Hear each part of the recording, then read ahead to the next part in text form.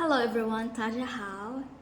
It's me, Anna, Filipino wife living here in China at isang dakilang tambay na umaasa sa kanyang partner. Kasi nga, I am still not allowed to work here and then nag-a-adjust pa ako dito sa China. Before anything else, I just wanted to greet my father a happy birthday, and yung wish ko lang sa iyo pa is to have a good health always. Wala nang eme-eme. Another day, another ganap naman tayo sa life ngayon, guys. But I make sure na may laman yung tiyan ko bago ko ito gawin. Kasi magti-tea sampling tayo. So let's explore the different types of tea here in China. Yung gagamitin ko is kung ano yung available lang na meron kami dito sa bahay. First, may tatlong black tea. Hindi ko alam kung anong pangalan nito, guys. Pero yung alam ko lang is black tea ito. And may dalawang uri din tayo dito ng green tea. Ta-da! This one is the Baisha green tea. Na-try ko na to, guys, kaya magko-comment ako later. Ito, hindi pa. And then, lemon. And last but not least, according to Google Translation, it's called monk tea. I don't know kung anong uri ng prutas ito, guys. Pero most of teas, kailangan siyang i-soak sa hot water ng mga 3 to 5 minutes bago mo siya inumin. I'm so excited. Let's do. Yung test na gagawin ko ngayon is according to the level of its bitterness.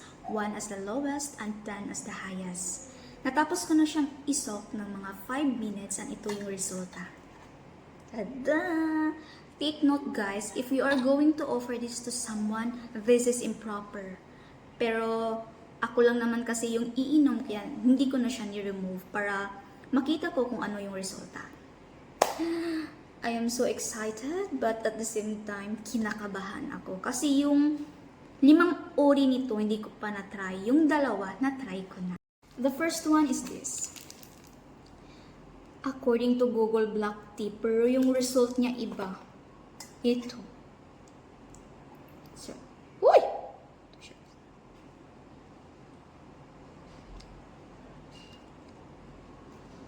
9. 9 is a 10. The second one. Hindi siya black tea.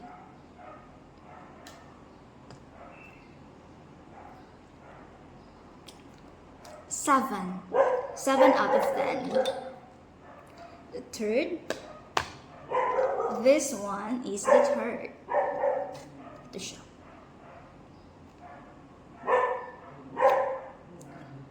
5 over 10. Yung third tea, guys, ilang beses ko na siyang na-try, kaya hindi na siya bago sa akin. And it's one of my favorite kind of drink. The fourth one is this.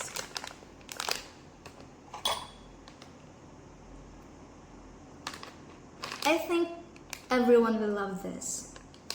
Hindi siya bitter. Of course, lasang lemon.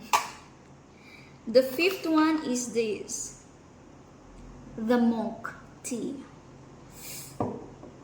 Bakit parang iba ata yun? Let's not judge quickly. This one.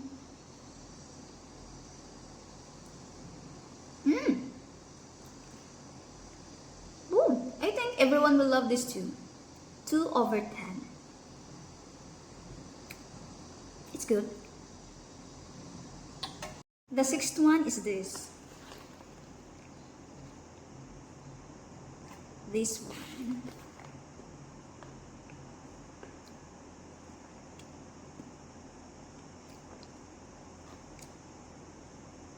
Ten over 10. The last one is the Baisha tea. Na-try ko na to siya, guys, kaya it's not new to me. Yung bitterness niya talaga is 10 is 10. Pero yung pagka-bitter niya, nakaka-add. It's also my second last na gusto. This one. Naka-addict siya guys. And then parang if you want to go on a diet, I think it's really really effective. Story time. May naalala ako because of this. Parang may similarities na lang.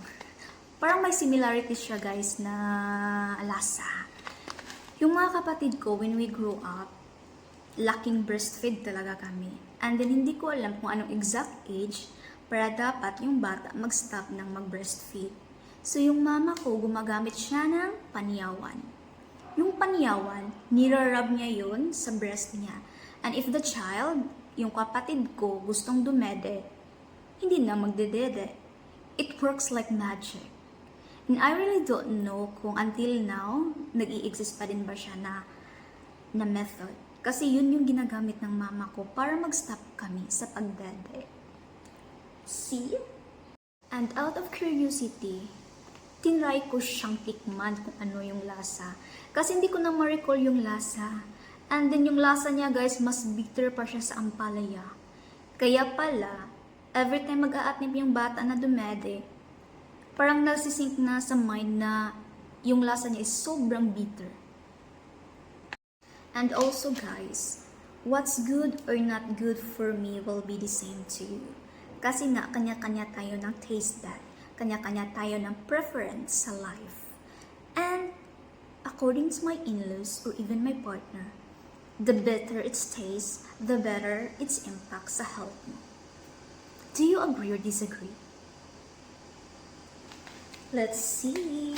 That's it for today guys. See you next time. Sai-chan!